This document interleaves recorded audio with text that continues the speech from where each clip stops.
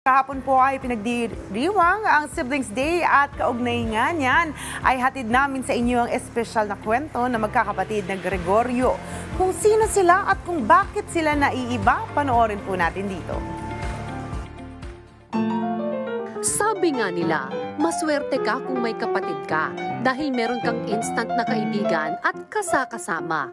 Pero paano kung hindi lang isa o dalawa ang kapatid mo, kundi tatlo?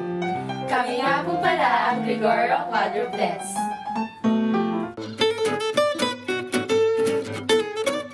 Bago kayo malito sa kanila, ay kilalanin muna natin sila isa-isa.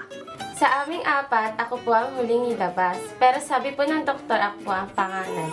Ako nga po pala si Mary Jane G. Gregorio. Ang kinukuha ko po sa college ay BSIT. Ako po ay pangalawang nilabas. Ako nga po pala si Margis G. Gregorio. Ang kinukuha ko pong kurso sa college ay HRM.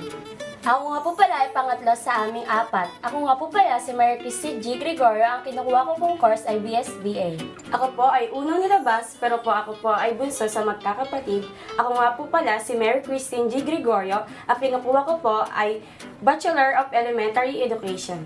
Sa unang tingin, ay aakalain mo talagang pare-pareho ang quadruplets na ito. Pero pagdating sa ugali at mga hilig, ay iba-iba sila. Masipag po siya kasi siya yung tumutulong kay Papa Sa trabaho. Pero minsan, salitan din naman po. Kapag may pasok po ako, ganun po.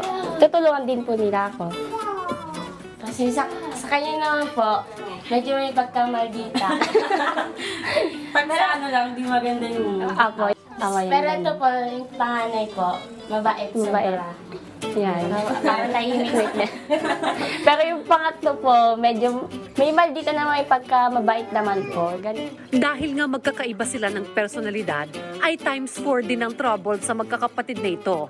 Pero sa huli ay mabilis pa rin nilang mauunawaan ang isa't isa. Ito po si number 4 po, kasi nagagalit po siya kapag kumari pa ako po yung ni Papa lagi na babanggit ganun po. Pero parang nagagalit po siya ganun. Salitan lang. Po, salita lang. Pero bati-bati din agad. Pag nagalit po kami or nag-away po, di na po kami nagsasorry. Ano agad, usap agad, tawanan, ganyan. Wala nang sorry-sorry. Madalas man silang magtalo, ay teamwork pa rin naman sila. Lalo na pagdating sa pagtulong sa bahay at sa kanilang pamilya. Hati-hati po kami sa Gawaing bahay. Ako po yung tagalaba tuwing Sabado sa amin. Tapos yung si Grace naman po, siya po yung tutulong nga po kay Papa. Naglilinis Papapasok po. ng trabaho. Maglilinis po siya dito sa baba. Eh si Christine naman po, siya din po yung naglilinis dito pag wala pong Apo. pasok. Or alternate po yung pasok. Pasok namin. Yun lang po, salita lang po kami. And the rest naman po, pag may sino po yung unang nilabas, yun po yung mag-uhugas sa plato. Bukod sa kanila ay may apat pa silang nakatatandang kapatid. O, ito po pala si Papa, na pangalan niyo po ay si Renato Gregorio. Ito naman po si ate, ang panganib po namin, na si Renalyn Gregorio.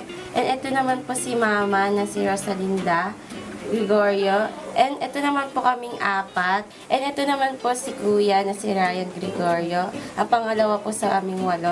And yung aming pangatlo naman po sa aming 8 na si Renz Gregorio. And yung pang-apat naman po sa aming 8 ay si Rosemary Gregorio po. And kami po yung bunsong apat.